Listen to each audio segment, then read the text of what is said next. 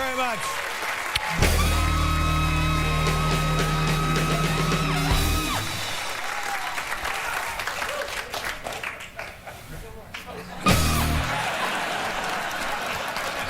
How you doing? Cold outside, New York City today? Cold? Listen to this. It was so cold today in New York City that angry crowds were calling for oysters for Al Roker. Wait a minute, hold it. Calling for ouster for Al Roker. Ouster. I'm sorry. Right, it's different. I'm sorry. That's a different story. You know what? I'm embarrassed. Yes. But you folks laughed anyway. Well, it was funny that way, too. Calling for oysters for Al Roker. Who knows? Whoa! You know. But it's, you know, after the groundhog thing, everybody thinks winter is over. Well, it's not over. And I give you another indication that winter is not over. Coming to work today, I saw Lady Gaga scraping the ice off her egg. That's right.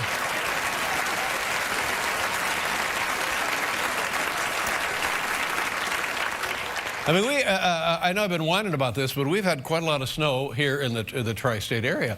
And it piles up, and it piles up, and it piles up, and it gets crazy. And even if you get a warming spell, it still doesn't get rid of the snow, so you got to get out there and dig it. And how embarrassing is this? You know, you spend an hour, and then you find on your porch a Jehovah's Witness. I hate that. I'm not good.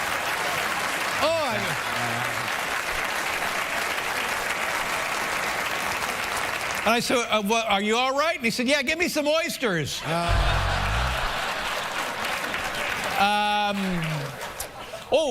President's Day, ladies and gentlemen. You know this story about President Lincoln, and it's supposedly true, that he once walked 3 miles when he was a young man to repay a penny. President Lincoln, yep. That makes him the last president to do anything about the debt. Yeah. Last president, President Lincoln. Oh, geez. Hi, look, everybody, it's Todd. Hi, Todd. How are you doing? Yeah. Hey, Todd, can I help you with anything? Yeah, I just wanted to let you know that the post office is closed because it's President's Day. Oh, right, yeah, the closed so you won't be able to office. mail in tonight's performance. Okay, great. Thanks for the heads up, Todd. No problem.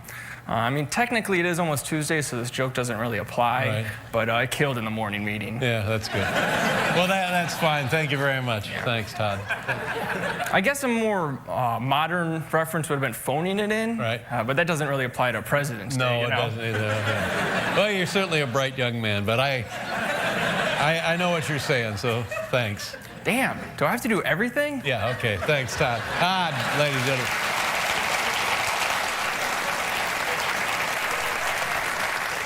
This is crazy. I was reading in the paper that a guy here in New York City in 1970 lost his wallet. Did you read about this? Did you hear about this? It's one of those little human interest things that are kind of fascinating. Lost his wallet in 1970, and actually over the weekend it was returned to him. All these years later, 30, what is it, like 40 years later? Yes. 41 years later, and so he's going through the wallet. And he finds there's a receipt to pick up a pair of shoes that he had taken to the shoe repair.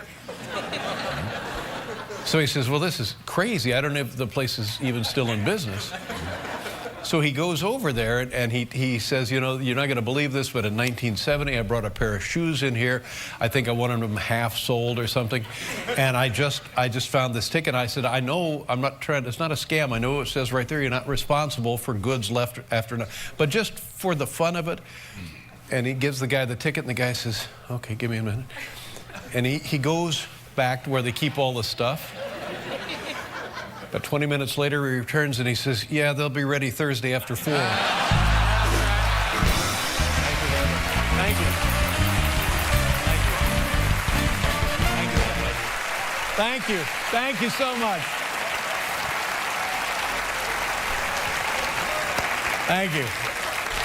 I also found that joke in the guy's wallet. Yeah, we find a guy's wallet from 1970, nothing yet on bin Laden, but that's okay. Crisis in Libya, huh? How about that? They want Muammar Gaddafi to step down. People rioting in the streets. Boy, I didn't see that coming.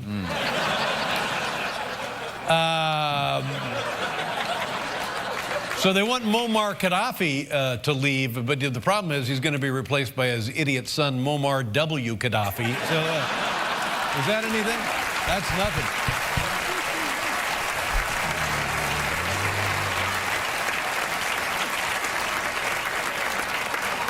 But what's happening now all over the world, there's a real threat to dictators, tyrannical dictators who have used brutal tactics to seize power.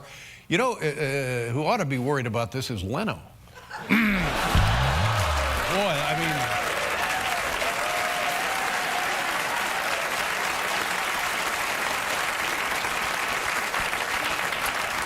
Dictatorships could tumble in Libya, Yemen, Algeria, Wisconsin. I'm worried about Wisconsin. If Governor Walker actually is driven out of power, there'll be a vacuum, and it could be filled by the Muslim Brotherhood. I knew, you know, didn't we talk about that upstairs, Tony? Apparently, in morning meeting. We said give it a try anyway.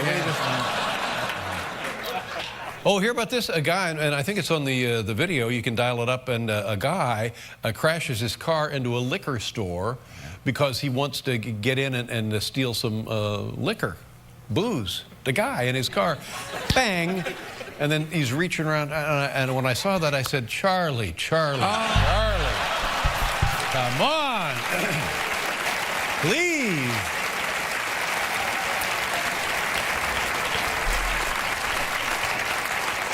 Well, today is President's Day. Have you ever wondered why on President's Day they have certain sales like linens and bedwear and stuff like that? We did some research, and here's a little segment called The History of President's Day. Take a look at this.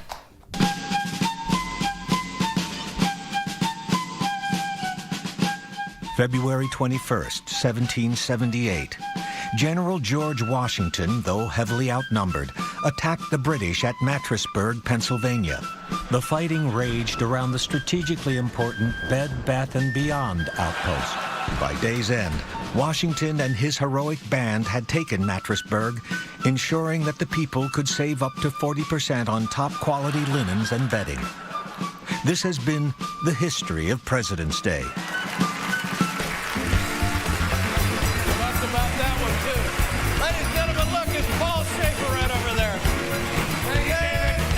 Thanks, everybody. Thank you. On the program tonight, Donald Rumsfeld. We'll be right back with the top 10, everybody. Thank you very much. After the break, top 10 little-known facts about United States President. And Donald Rumsfeld announcing President's Day savings on all Late Show merchandise. Today only. Enjoy a 25% discount if your name is Grover, Rutherford, or Ulysses. Order now. Stay with us, meet. Yeah, ladies and gentlemen, beautiful Felicia Collins. Thank you so much.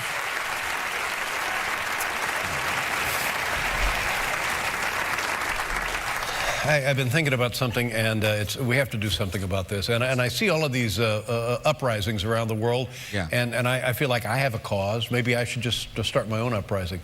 We have a fine line of Late Show T-shirts and hoodies, and and coffee mugs and other items, keychains, and a whole array of notions and personal items.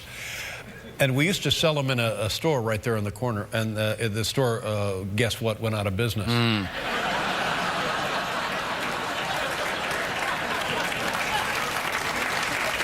Thank you. So now, if you want a Late Show T-shirt, let's just say you do. I'm not saying you do. Let's just say you do. Okay, say you do. For the sake of this conversation, let's say you want a Late Show T-shirt. Fine. Where can you go to buy one? I'm not talking about an online deal where it gets lost in the mail. and somebody has your credit card number. I'm not talking about that. Right. I'm talking about, let's say I want one right now. I want to hand somebody my $20 and leave with my 100% cotton Late Show T-shirt. Yeah. Barbara, where can people go? Where is the only place people can go in the world to buy a Late Show T-shirt? Where would that be? Well, I said it was only at Rupert's. Right. But there's 2 other places. Where? The CVS store in Los Angeles. Oh.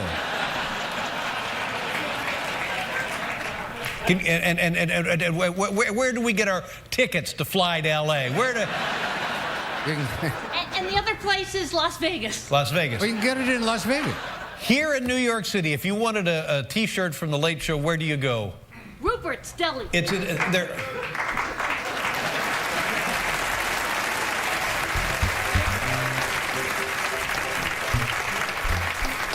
Have you seen how pathetic that is? It's a deli with T-shirts hanging in it. And look at there.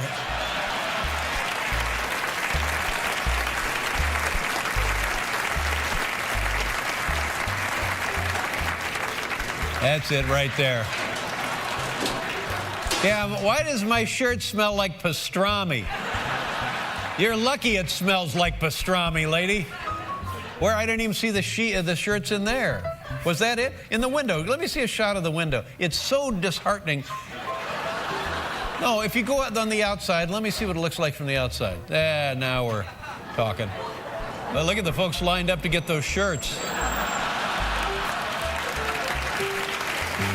Look at that!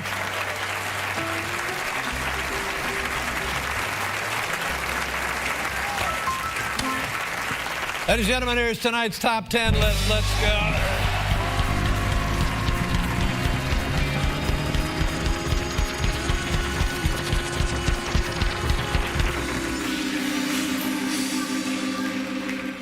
Category tonight, little-known facts about United States presidents. You know, that's the truth. We live here. I don't know anything about presidents. Do you know anything about the presidents? Not You really. probably know more than I do. Well, and you're from Canada. We studied You had to take a test? American history. I don't know much about them. Practical math. Top 10 little-known facts about the United States presidents. Here we go.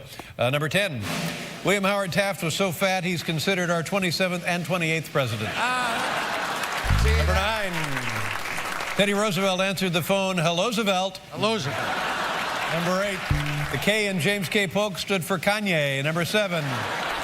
Like the cartoon cat, James Garfield loved lasagna and hated Mondays. Number 6. To conserve energy when possible, Jimmy Carter would travel via pogo stick. Yeah. Number 6. During one of his fireside chats, FDR accidentally burned down the map room. Number 4. John Tyler was the only president to work his way up from the mailroom. Number 3. Zachary Taylor's vice president was a Cocker Spaniel named Agnes. Angus. Yeah, nice. Number 2, our only unmarried president, James Buchanan, was fond of posing as his own first lady. And the number 1 little-known fact about United States presidents, George W. Bush was not born in the United States. There you go.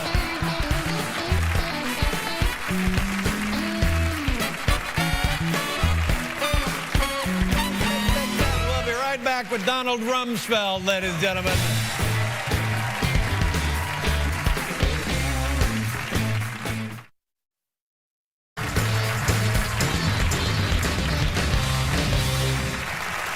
Is he here or not here? Is he here? Is he here or not here? Ladies and gentlemen, here's the Late Show Bear.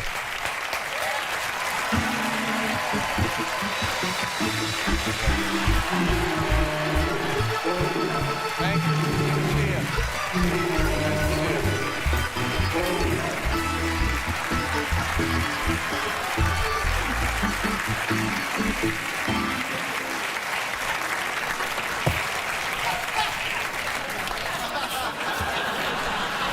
There's so many things wrong here tonight.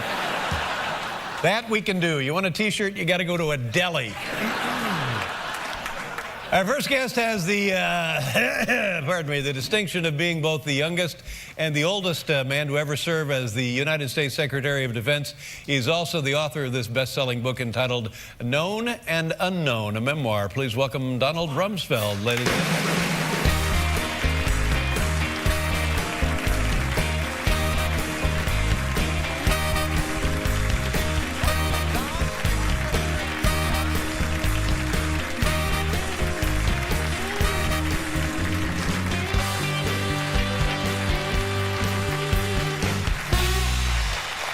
You've never been on the, you've been on the program once before. Do you know when you were on the program? I was on with your mother. That's right, at the Olympics, I think in...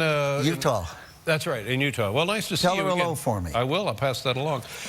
Speaking of Utah, I'm looking at this book. Where is that picture taken? That's taken in Taos, New Mexico. That's beautiful there. It is lovely. Is that your home, Taos? That is our home, and it's actually a little town north of Taos called El Prado. It's about that big. And you have a, is it a farm? Is it a ranch? What is it? It was an old dairy farm, and for Joyce's 70th birthday, I bought her a mule.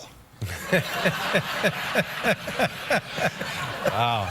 Now that's romance, my friend. But Guess what, honey? But it was a gaited mule. If you put a Missouri foxtrotter with a donkey, the mule is a gaited mule like a Missouri foxtrotter. Very special. She was appreciative. Mules are smarter than horses, aren't they? That's what they tell me, and they don't spook as much. Right. And if you put a mule in with a group of horses, the mule will become kind of the leader of that herd. That is clearly the case with Gus. Right. And but mules can't reproduce. That's a problem. Yeah. Nobody's perfect. But is it now? But it's a mule is a donkey and a horse. Is that correct? A mule is a product of a donkey and a horse. That's right. And what is a donkey? A donkey can reproduce a donkey. Okay. No, two donkeys. Yeah. Technically. Yeah. Yeah. This is getting more and more like Meet the Press every minute, isn't it? I have...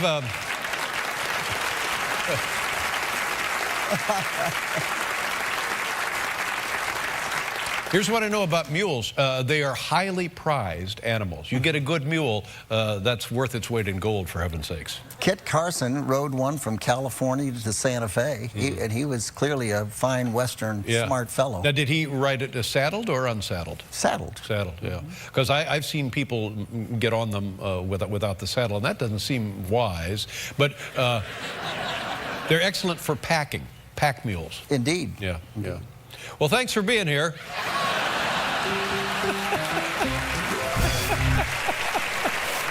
What kind of a show is it? You've been great. I get up and go. No, you're fine.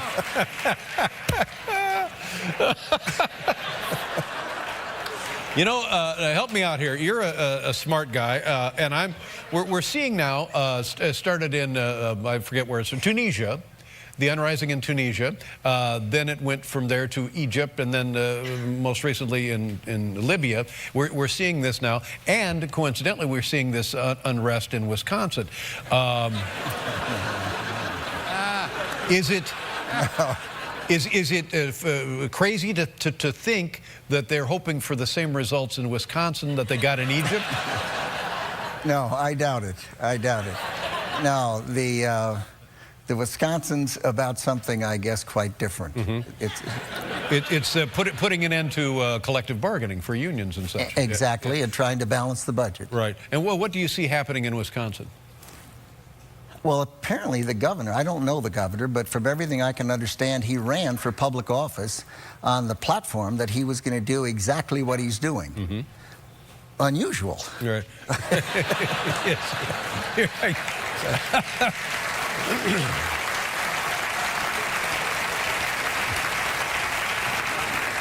My attitude is, God bless him. I hope he wins. And I was thinking about this today. Is the United States behind all of these demonstrations? Do we decide we're tired of the way of our relationship in Egypt? We're tired of Muammar Gaddafi. We're tired of all of these people, many of whom have been supported by the United States government. So let's get the CIA busy and plant these seeds of insurrection and get busy on that. No.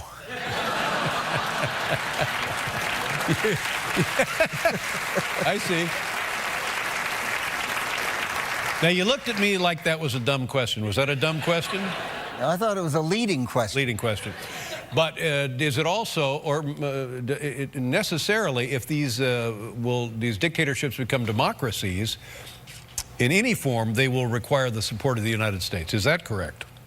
In one way or another, certainly it's important that we have relationships with countries that have free political and free economic systems. Yeah, and if you had to predict the outcome of how these demonstrations, like in Egypt, are things going to go the right way in Egypt now, do you think? Well, if you look at the popular revolution that took place in Lebanon, it ended up not with a more democratic or a freer system. It ended up with Hezbollah, a terrorist organization, controlling the country. Mm-hmm. And the same thing in Iran, when there was a popular revolution and the people wanted to have a freer system, they ended up with a small group of ayatollahs because those groups were more disciplined, better organized, and in some case vicious. Right. One hopes that in Egypt, the people, I mean, there's a large population of young people. They're unemployed. Mubarak was slow moving towards freer political and freer economic systems, the kinds of things like we have, where we have so many more opportunities. We're so fortunate in this country. Right. And as a result, there was this revolt and revolution. Now, the Muslim Brotherhood and other groups that are well organized and disciplined, the risk is that they could take over the country. And instead of having a better economy and a freer political system, you might not. But as we know, as the people in East Germany found out, that democracy, as desirable and great as it is not easy to accomplish if you've come from an oppressed regime. And the same would be true in these other countries. And it might just be, like you mentioned, other groups will say, you know what, we'll do the heavy lifting here. Forget about democracy. We'll find a different way to run things. That's exactly right, and that's the danger. Yeah. Okay. You don't get, even our country didn't get to where we are easily. My goodness, we had slaves for years. Women didn't vote until the 1900s. We went through a terrible civil war, and it's a tough road to move from a dictatorial system to a freer system. Is it possible to have a female mule and a male mule?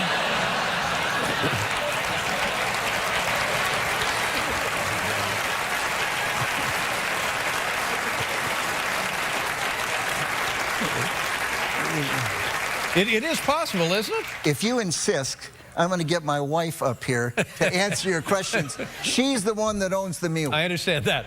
Yeah, but I'm just thinking, no, they can't produce, but that doesn't mean you couldn't have one of either, right? That sounds logical to me. All right, we'll look into that. We'll be right back with Donald Rumsfeld, ladies and gentlemen.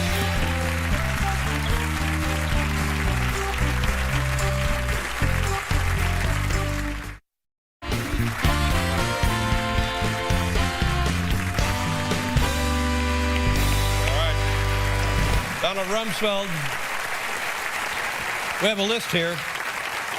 Presidents that you have known or have worked with. Let's go down the list. Dwight Eisenhower. How did you know Dwight Eisenhower? Well, I didn't. I met him, and I was working in Washington when he was president, and when I ran for Congress in 1962, he was kind enough to allow me to sit next to him for about 20 seconds while I had a picture taken. Pretty good. And it was very kind of him, and it was a privilege for me. Yeah, and in those days, that was a huge political gesture, wasn't it? Indeed. Yeah. And your impression of him as a president, how was he? Well, I read what the press said about him, that he played too much golf and he had poor syntax, but I thought he was a darn good president. Then John F. Kennedy. Charming, great sense of humor, kind of exciting because of his youth, and served way too short a time. Yeah. And in today's market, how would he have fared? He would have fared well in any market. Yeah. Then Lyndon Johnson. He always, as a kid, I wasn't sure why, but as a kid, he always frightened me. Was he a frightening man, or was he a warm, I don't know. You know, he was big and imposing, and... He liked to touch people. He would... No. Then I was right to be scared. No, he would grab your hand, put his hand on your arm, lean into you, and his earlobe was bigger than your ear. Yeah. Yep, he seemed bigger than life to me. He was a great Senate Majority Leader. Richard Nixon, what happened there? I mean, let's just take, it's impossible to do, but if we take Watergate out of the equation, what would we be saying about Richard Nixon now? Oh my goodness, he opened the door to China. He brought an incredibly fine group of people into government. He did things for the environment. He was a good strategist. And Watergate was a tragedy. And of course, at the end of it, when he resigned, he then went about writing books and discussing important issues and contributing. And was Watergate an anomaly, or as they say, oh, it's the kind of thing everybody was doing, he just got caught? It's true that he taped people's conversations, and previous presidents had done that. But in terms of the Watergate, I just don't know the answer what other presidents did, but he's the only one that ever had to resign, and it was an amazing event in our country's history. You know, this conversation is being taped as well. Just give you a heads up. Now, here we go. Here are many things about this next man and you that I had no idea about. Gerald Ford. You knew him from 74 to 77, roughly. Tell us about that relationship. Well, I actually knew him from 62. We served in Congress together. And he was the only president I worked for that was a friend, because we'd served together and I'd helped manage his campaign for minority leader. He was a fine man. He came in at a difficult time. The economy was terrible. And because he had such basic human decency, the reservoir of trust was refilled in our country, and he deserves a great deal of credit for it. And what is this photograph depicting? Oh, my goodness. We were in San Francisco, and this woman, Sarah Jane Moore, was across the street. We came out of the building, and the bullet went right by President Ford's head, right by my head, and to the wall of the St. Francis. And fortunately, one of the men next to her saw her lift the revolver and pushed her hand slightly, and it didn't hit the president. And what did the group that we're looking at do after the shot was fired, immediately after that? We pushed the president into the floor of the limousine, and the Secret Service man standing there and I got on his back, and the car raced out of town. The assumption always is that there could be two attacks. So a Secret Service rule is that when something goes like that, they move fast to get out. And we went about 6 blocks, and the president said, "Come on, Rummy, get off. You guys are heavy."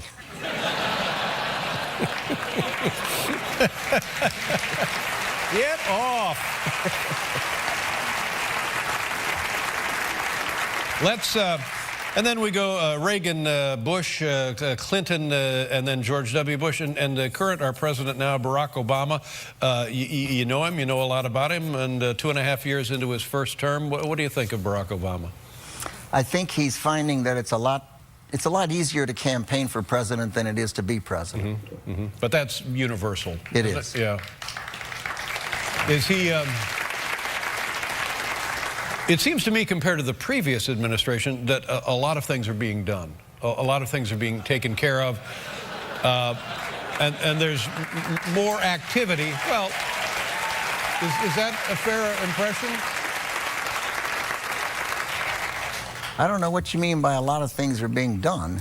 Well, there were a lot of things to address when after he took his hand off the Bible. There was the economy, there was the health care, wars everywhere, continuation of terrorism. Yeah. It's a tough spot. Yeah, no question about it. So what grade would you give him now, 2.5 years in?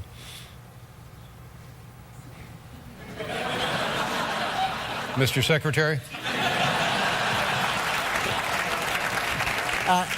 I'll be straightforward. I am terribly worried about the debt that's being run up. I think it's a burden on our country. It's a burden on our generations. And I think it's a shame that the budget he just submitted doesn't even begin to address the problem. Have we... I mean, it seems like ever since I've been paying attention to this, it was always $1 trillion, $2 trillion. I mean, is there any way ever actually to get out from under this? Oh, sure. My goodness. I was in Congress during Lyndon Baines Johnson, and we had the first $100 billion budget. Think of that. The country gasped that the United States would have a budget of $100 billion. This budget's what, 3.7 trillion? Right. 3.4 trillion, yeah. And a deficit of 1.6 or 7 trillion. You can't go on like that. No one, a family can't, a state can't, a business can't. It has to end.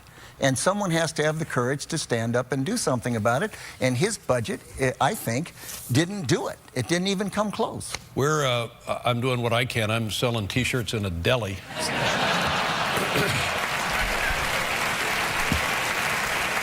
There it is right there, Donald Rumsfeld, Known and Unknown, memoir. Sell books. All the proceeds go to the troops and their families. Is that right? Well, good for you. We'll find out about that mule thing. Thank you. Thank you very much. We'll be right back with Cobie Smulders, ladies and gentlemen. Come on, come on, come on, come on, now touch me, baby. Join us tomorrow as Dave welcomes Amy Poehler and Deer Hunter. And visit CBS.com to check out Adele live on Letterman. Adele's exclusive online concert from the Ed Sullivan Theater is available on demand. We'll be right back, Grady.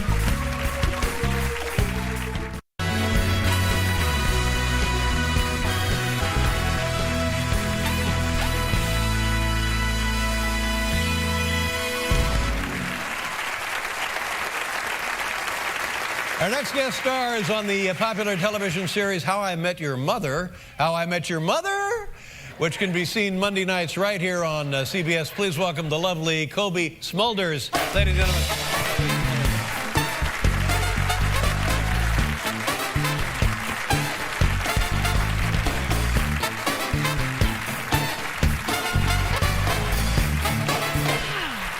I haven't seen you in a while, and Yeah. I'm happy to learn that you have a baby. I do. Congratulations. Thank a little you. girl? Thank you. Thank you, everyone.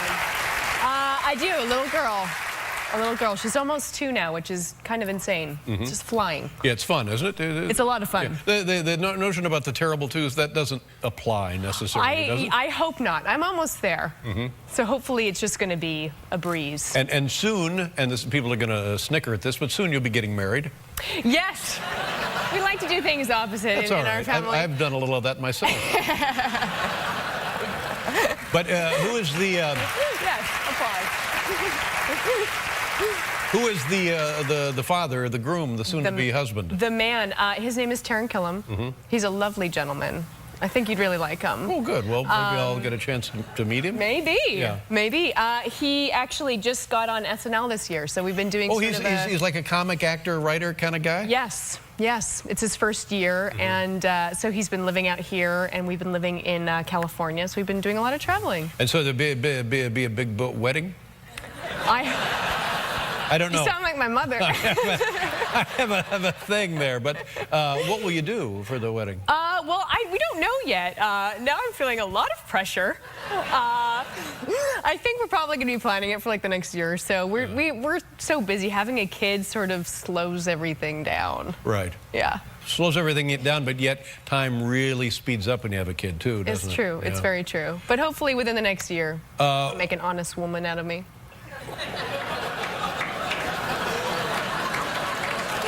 You know, don't say that. It's not like you've been shoplifting necklaces.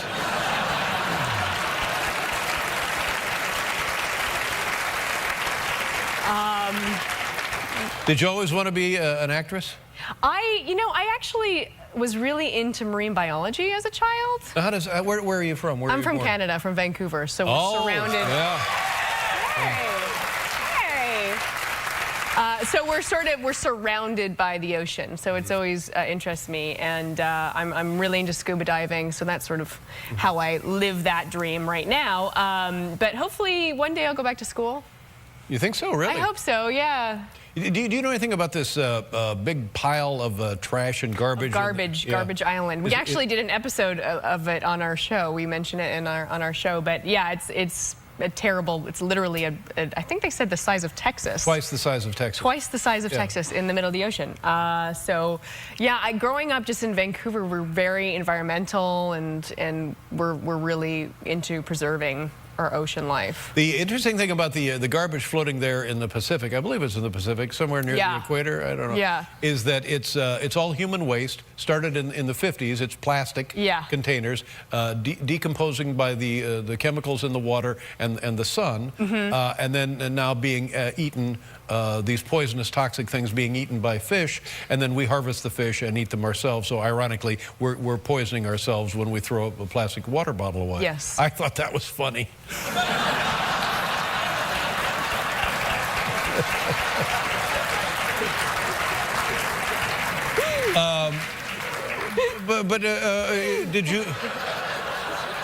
Did you ever act as a kid in musicals, school productions? I did, yeah. I was in a theater program at our high school, and we did a couple musicals. One of them was Singing in the Rain.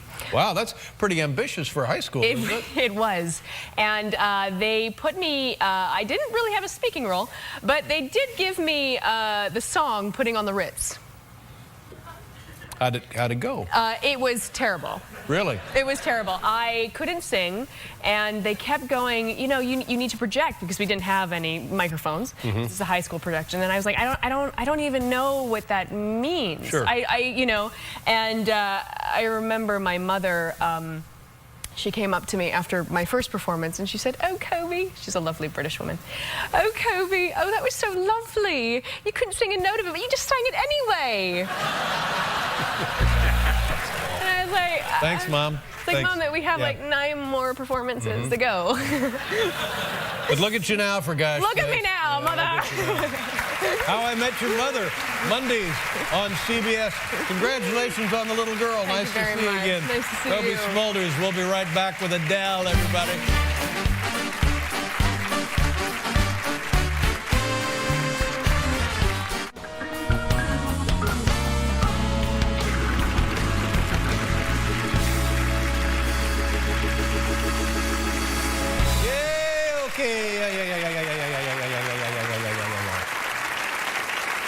Our next guest is Grammy Award-winning singer-songwriter from London.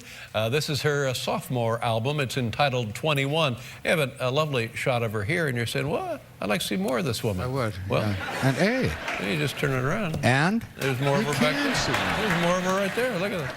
You got both like that, yeah. Please welcome back to the program, Adele.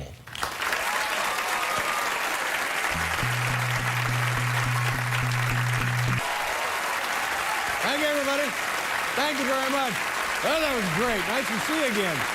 Whoa. Man. Adele, 21. Fantastic. That was. Thank you. I tell you, if I could sing like that, I wouldn't be selling T-shirts in a deli. That was beautiful. Here it is, Adele, 21. Thank you so much. Come back anytime. Good night, everybody. Now stay tuned for Craig Ferguson. This is Alan Calder speaking. Good night, everybody.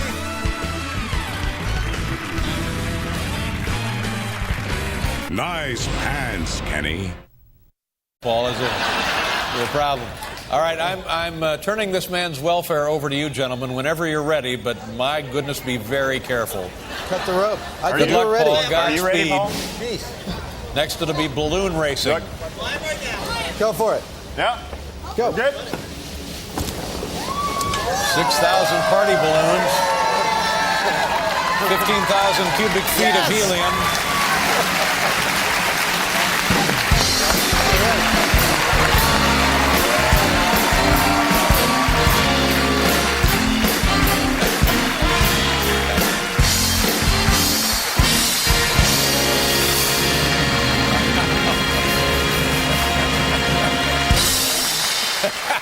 Look at that. Hey, Well, that's something you don't see every day. my God, there's a lot of good-looking. There's a nice shot of your shoes, Paul. How is that? Well, it would be a nice jump from here. Be very, very careful. Thank you very much. Paul Newman, ladies and gentlemen, on 53rd Street.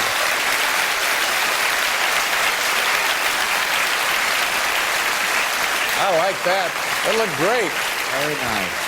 We ought to just start giving balloon rides here every night. I think that's To hell with the show, for God's sakes. We'll be right back, ladies and gentlemen, with Danica Patrick.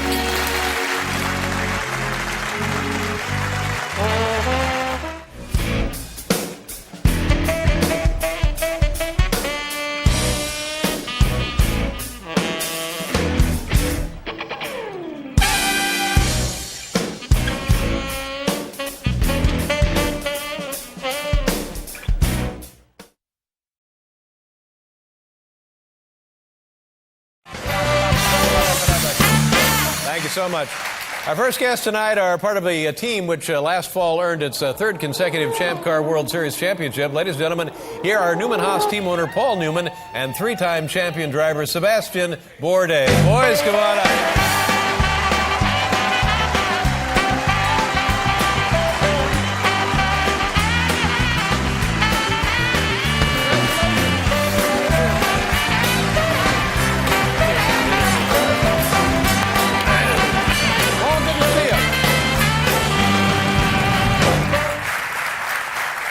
Good to have you with us, Paul. Happy New Year. How you doing, my friend? Does anybody know how cold it is in here? It's just about right. This is exactly the way we like it. The mucus in my nose is freezing. Well, that's a lovely notion.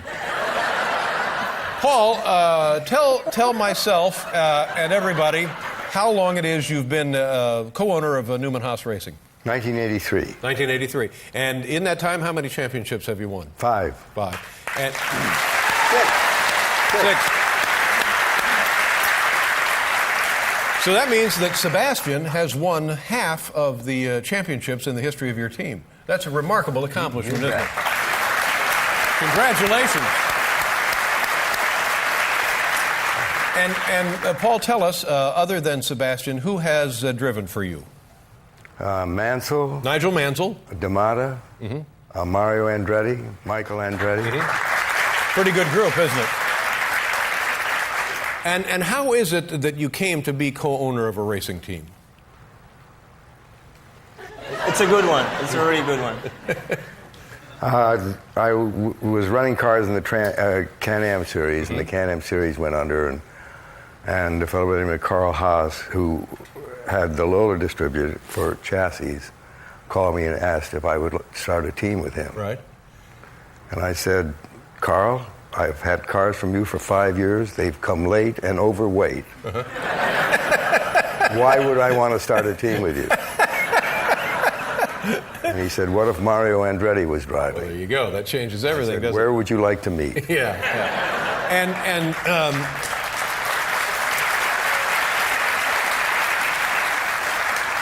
Sébastien, is this your third full season with the team? Is that correct? Or fourth? I joined the team in 2003. 2003, and you've won 3 championships. And what was your relationship like when you first joined the team? You certainly had known of Paul Newman and stuff. Did it take a while for you guys to become friendly? Well, it's actually, it was really an unexpected meeting because the first time I saw Paul, it was at Sebring, my first official test.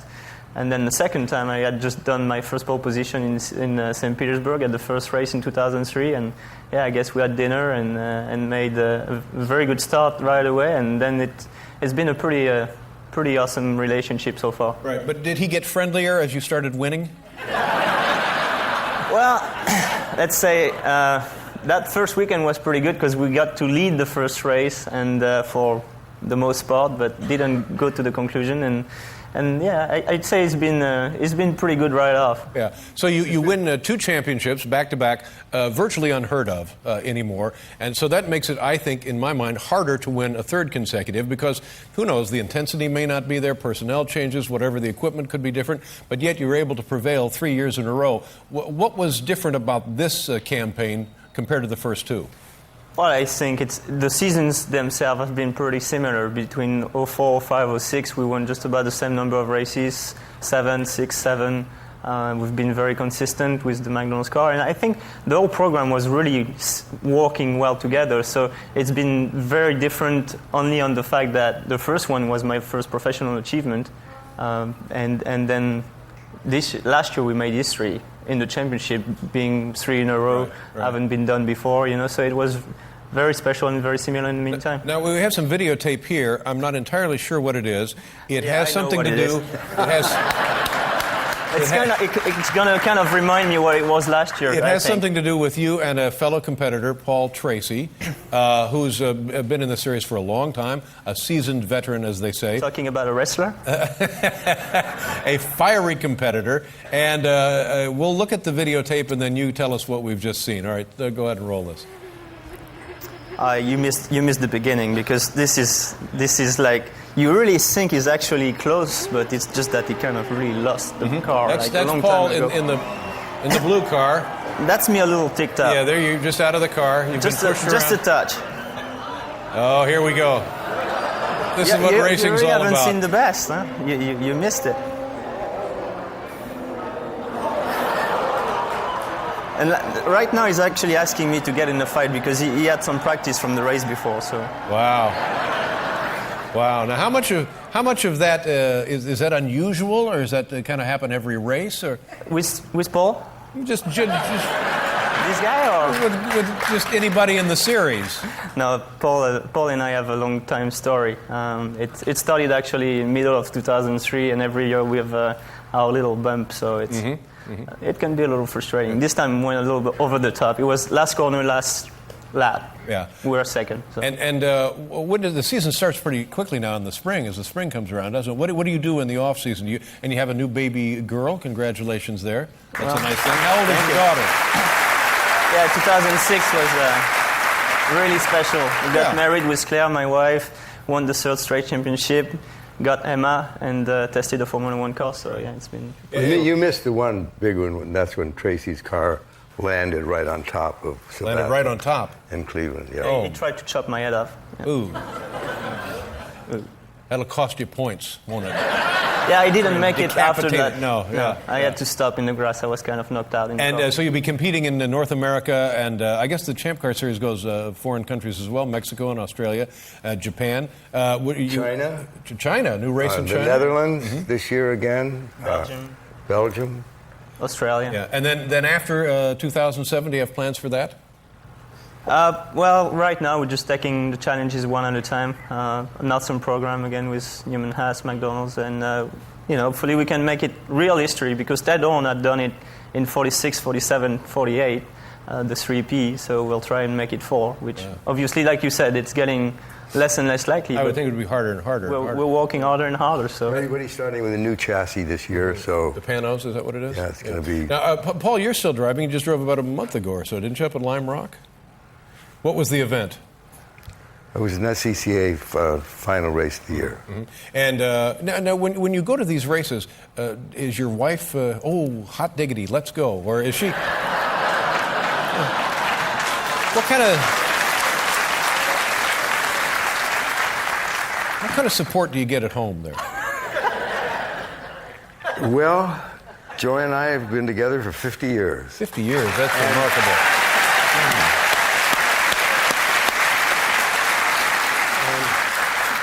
This is an example why. On the morning of that race, she handed me my helmet like this and said, "And this is your last race." Oh. And I started third and I finished first. Congratulations.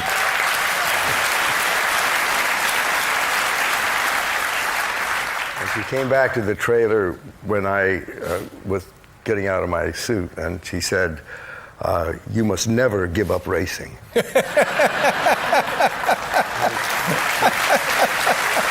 That's very sweet. And then she turned around and she said, "And furthermore, you must never listen to anything I say." That tells me that maybe she had money on the race. Is that probably what she'd won a couple of bucks? She just had a new insurance account. And you have a new restaurant you've opened recently in Westport, is that right? And the name of the restaurant is the Dressing Room. Yeah. What kind of place is it? Good. Yeah. If I were to go in there, in addition to having my dinner comped, what kind of things would I enjoy from the menu? Well, one of the favorites I hesitate to mention, but will nevertheless, is the P.L. Newman hamburger. Oh, now why would you hesitate to mention that? Well, because it's not from ground chuck, it's from brisket, which is the working part of the cow. Sorry, the working part of the cow. What is that? That's what the chef told me. What is that? Good Lord, what does that mean? Don't ask me. I'm not. If I didn't ask him, don't ask me. All right, well, I'm not asking anybody. So that would be good. And have you eaten there, Sebastian? Not yet. He hasn't invited me yet. Yeah. I don't want to poison him before the season starts. Now, do you guys do stuff together? Do you hang around? Do you play golf? Do you go hunting? Do you go fishing? Do you do any of that? I'm going down to see his baby. Oh, that's very nice. Down in Florida? Yeah. She's actually expecting us pretty soon now, so we'd better hurry, I think. Well, that's very nice, Paul. Congratulations. You're just it. You know what I mean? You're just the real deal. You're getting it done, my friend. You've been getting it done for a long time and continue to get it done. All my best.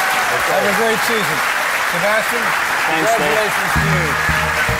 We'll be right back with Diana Ross, everybody. Hey, wait, where are you going? Where are you going? Sit down, sit down.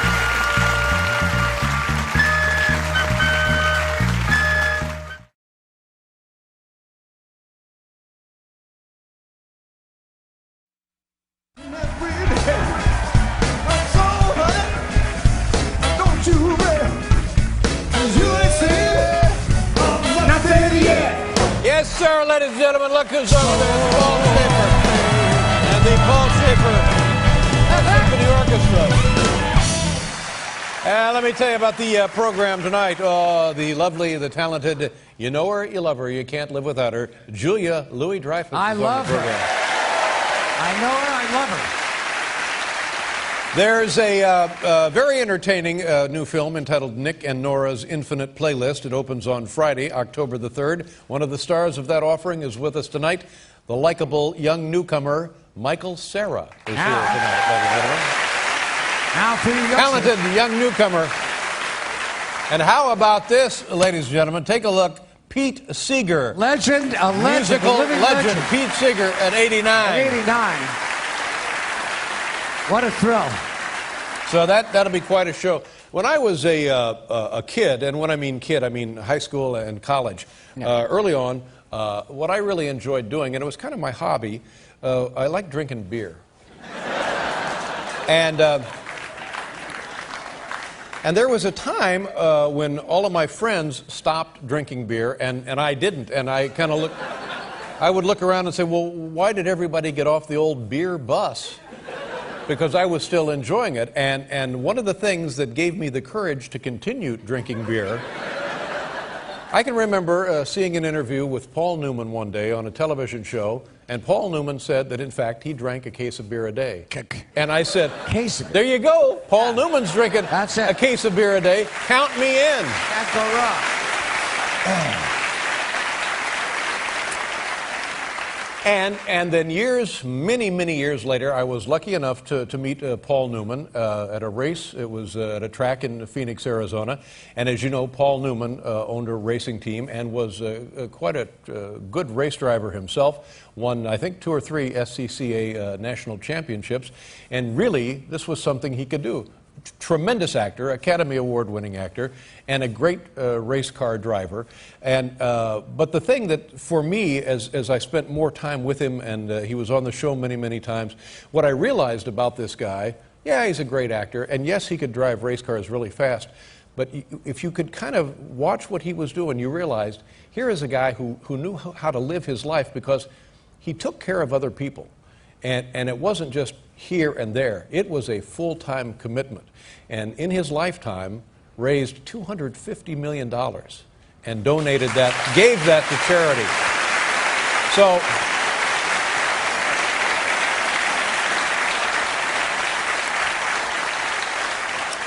And I'm talking, you know, if you have a legacy, if you're worried about your legacy, I mean, my God, how about that? That here's a guy who knew that what you needed to do as a human on this planet was take care of your fellow humans. And he never faltered from that commitment. So that right there, for me, that's it. I don't care if he had won an Academy Award or could drive a race car.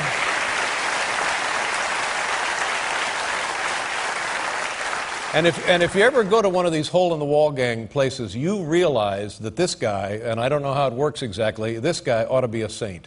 Because what he has done for these kids and their families is unbelievable.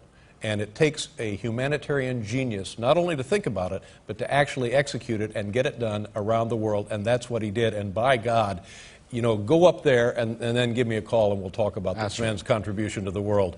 And I can remember one time I get a call from Paul Newman, and he says, yeah, I got to, and here's what Paul liked to do. He liked to get a car, like he had a Volkswagen Rabbit at one point, and he had his race goon buddies put a Porsche engine in. Oh. So the thing, and the old GTI Volkswagen Rabbit, those were pretty good cars anyway, and he dropped the Porsche engine in. It turned out it was a screamer, just a screamer. And he would, you know, if he needed to go down and pick up a head of lettuce,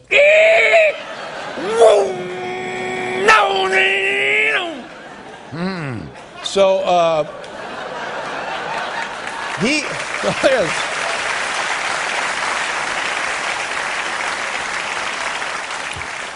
He called me up and he says, I got a deal with a guy in Maine, and what he's going to do, he's going to take a Volvo station wagon, and he's going to take a small block Ford V8 racing engine, strip out all of the transmission, all of the suspension, and put in the V8 Ford small block racing engine and supercharge it, and he's going to make one of these for me.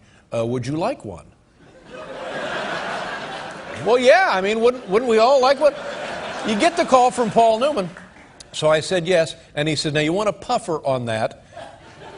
And I said, oh, I said, Paul, you're getting a puffer, right? Nah. I said, by God, if you're getting a puffer. Right. Yes, I'm in. Count me in. So finally he comes over to the house and he drops off the car, and immediately, this is the kind of car when you would drive it down the street and stop at a street light and it would be idling, and it would and you would see people step off the curb and then they would hear it. They go, holy, I actually had people say, let me see under the hood. Yeah. And then they would bring their kids over and take pictures. Look at that. Because literally it was like an atomic furnace inside. And I used to love driving the thing, and this was a legitimate 170-mile-an-hour car. Now, I don't know how fast Volvo station wagons are supposed to go. And at 170 miles an hour, your front and rear crumple zones ain't going to do you much good. But this thing was a screaming car, and my best day of this car, as I was going down the Merritt Parkway, and I was with my girlfriend, and she says, yeah, do you smell something? So, all I smell is raw power and speed. Baby. And the son of a gun bursts into flame. Whoa. There's flames coming out from the wheel wells, and the cabin of the Volvo is now full of acrid, choking smoke, burning rubber, oil smoke. Oh. The puffer had let go and caught fire. So we had to pull it over.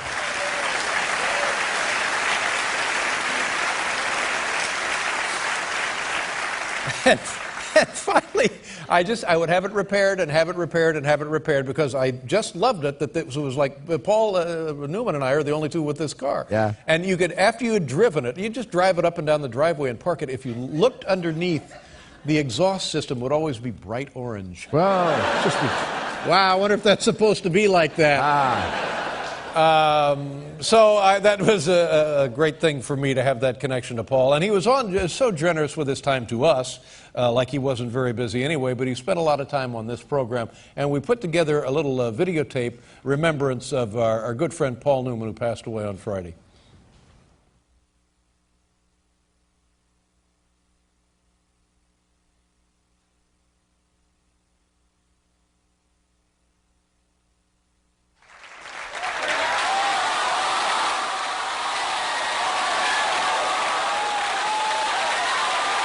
Where the hell are the singing cats? I'm in the wrong theater. Oh. Newman. We were lucky to have a friendship with this great man. Yeah. We'll be right back with tonight's top 10 list and Julia Louis-Dreyfus, everybody.